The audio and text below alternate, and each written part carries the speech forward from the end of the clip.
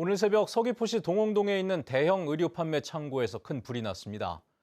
다행히 다친 사람은 없었는데 가건물로 지어진 창고 안에는 불에 잘 타는 물건들이 많아 진화에만 3시간 넘게 걸렸습니다. 김하은 기자입니다. 비닐하우스 창고에서 불과 함께 검은 연기가 피어오릅니다. 불이 점점 옆 창고로 옮겨붙더니 삽시간에 번집니다. 검은 연기 기둥이 하늘 위로 쉴 새 없이 솟구치고 하늘 전체를 온통 뒤덮어버렸습니다. 서귀포시 동홍동의 창고형 의류 매장에서 불이 난 건 오늘 아침 6시 10분쯤. 이른 아침 갑작스러운 화재에 소방에는 50건이 넘는 신고가 들어왔습니다.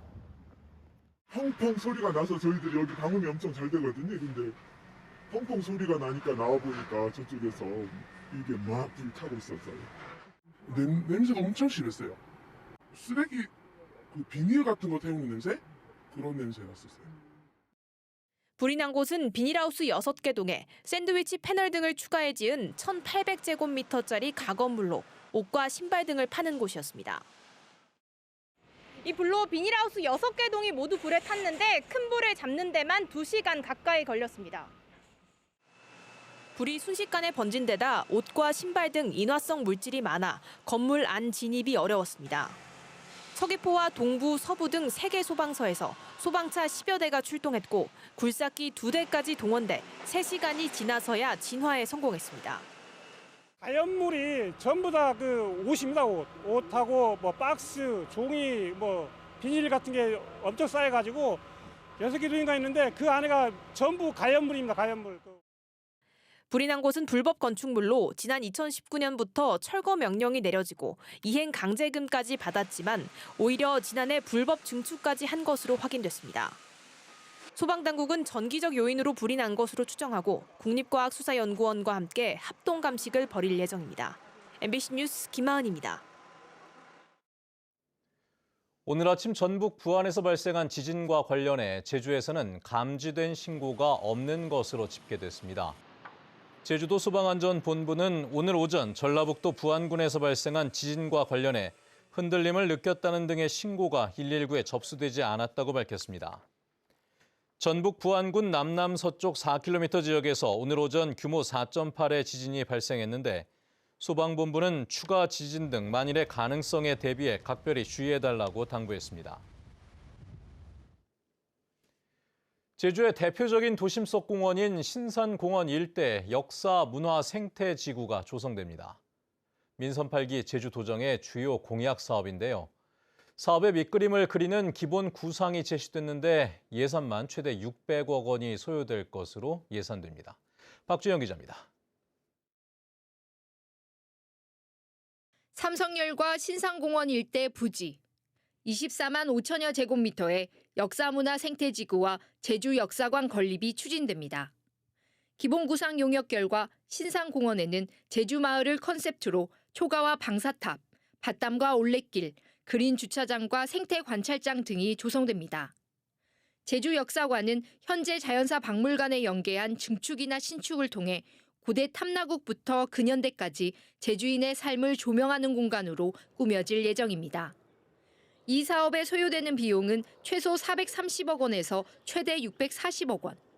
제주도는 기본계획 실시 설계 용역을 통해 구체적인 실천 계획을 마련할 계획입니다.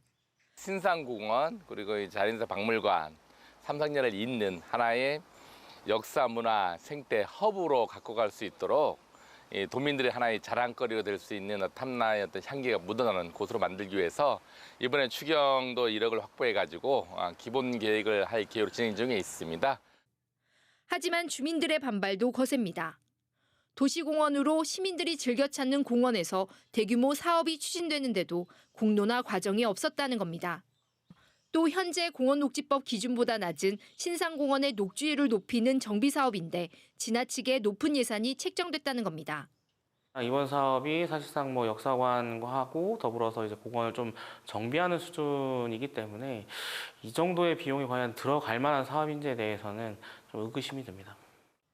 하루 평균 3천여 명의 시민들이 산책과 운동을 위해 찾고 있는 신산공원.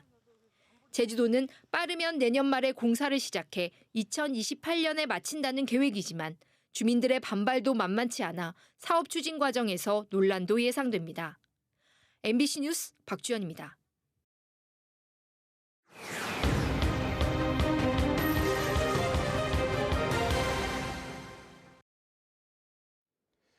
빗물이 모여 하천으로 가는 통로를 우수관이라고 하는데요. 그런데 이 우수관에서 빗물이 아닌 정체불명의 하얀 물이 며칠째 하천으로 유입돼 심한 악취까지 풍기고 있다고 합니다. 어찌된 일인지 이소연 기자가 현장을 다녀왔습니다. 다리 및 하천 바닥이 온통 뿌옇게 변했습니다. 맑은 날인데도 빗물이 나오는 우수관에서 줄줄 물이 나옵니다. 주변은 알 수 없는 부유물이 떠 있습니다. 우수관에서 흘러내린 뿌연 물이 다리 밑을 온통 뒤덮으면서 이 일대는 심한 악취가 진동합니다. 언제부터 흘렀는지 알 수 없는 상황. 오염된 물이 스며들어 땅은 검게 변했고 풀잎은 시들어 생명력을 잃었습니다. 쫄쫄쫄쫄 나왔었거든요. 그저께는. 어저께는 올라갔더니 그냥 엄청나더라고. 완전 물이 콸콸콸콸 내려오더라고. 제주시가 유입 경로를 확인하기 위해 하천 주변의 우수관과 생활 폐수를 하수 처리장으로 보내는 오수관까지 점검했습니다. 하천에서 1km 떨어진 오수관 맨홀을 열어보자 생활 폐수가 차오르는 상황. 입구가 찌꺼기로 막히면서 폐수가 빠져나가지 못하고 옆에 있는 우수관으로 유입된 걸로 추정됩니다. 네, 생활기름. 돼지기름이나 식용유, 소기름, 이런 콩고물, 가정식품, 깁스소도 있으니까. 제주시가 오수관을 청소하고 하천 정화 활동을 벌여 처리한 생활 폐수만 50여 톤. 오수는 잡혔지만 언제부터 얼마나 많은 오수가 흘렀는지 알 수 없어 환경 오염도 우려됩니다. MBC 뉴스 이소연입니다. 드림타워 화재 당시 자동 신고 장비가 작동하지 않은 것으로 확인되면서 소방특별사법경찰이 수사를 하고 있습니다. 제주도 소방안전본부에 따르면 드림타워에서 불이 난 지난 9일 자동으로 화재를 탐지해 119에 신고하는 자동화 설비 가운데 경보를 울리는 장치가 꺼져 있었습니다. 이 때문에 건물 화재 장비가 최초로 불을 감지한 지 17분이 지나서야 119에 신고가 들어갔습니다. 소방특별사법경찰은 드림타워 측이 고의로 소방시설을 차단했는지 등을 중심으로 수사를 진행하고 있습니다. 한편 이번 화재의 원인은 불이 난 건물 6층 건식 사우나실에 있는 전기 스토브 이상 과열로 추정됩니다. 제주 제2공항 사업비를 놓고 국토부와 기획재정부의 협의가 7개월째 이어지면서 기본계획 고시가 늦어지고 있습니다. 국토교통부는 제2공항 건설 사업비로 당초 계획보다 2조 원 늘어난 6조 8,900억 원을 제시했으나 기획재정부는 긴축재정 기조에 따라 시급하지 않은 사업비의 감액을 요구하고 있는 것으로 알려졌습니다. 이 때문에 지난해 10월 이후 7개월째 사업비 협의를 마무리하지 못하고 있습니다. 국토교통부는 시급하지 않은 시설은 축소하거나 연기하는 방안을 검토하고 빠른 시일 내에 협의를 마무리한 뒤 기본 계획을 고시할 예정입니다. 복지시설에 고용된 촉탁 의사가 제대로 근무하지 않고 급여만 챙긴 일이 발생해 도의회에서 비판이 쏟아졌습니다. 제주도 의회 보건복지안전위원회에서 도의원들은 지난해 서귀포시 모 복지시설에 고용된 촉탁 의사가 한 달에 4차례 근무하는 조건을 어기고 한 차례 정도만 출근했는데도 급여를 정상적으로 받아갔다고 지적했습니다. 이에 대해 서귀포시는 잘못된 일이라 인정하고 근태 관리 제도를 보완하겠다고 밝혔습니다. 학교 비정규직 노조가 임금 인상을 촉구하고 나섰습니다. 전국 학교 비정규직 노조 제주시부는 제주도 교육청 앞에서 기자회견을 열고 최저임금에 못 미치는 기본급과 방학 중 무임금으로 생계 곤란을 겪고 있다며 노동자들의 처우를 개선해달라고 요구했습니다.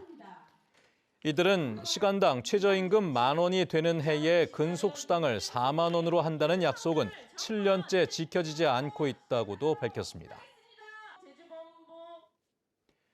뉴스데스크 제주였습니다. 여러분 고맙습니다.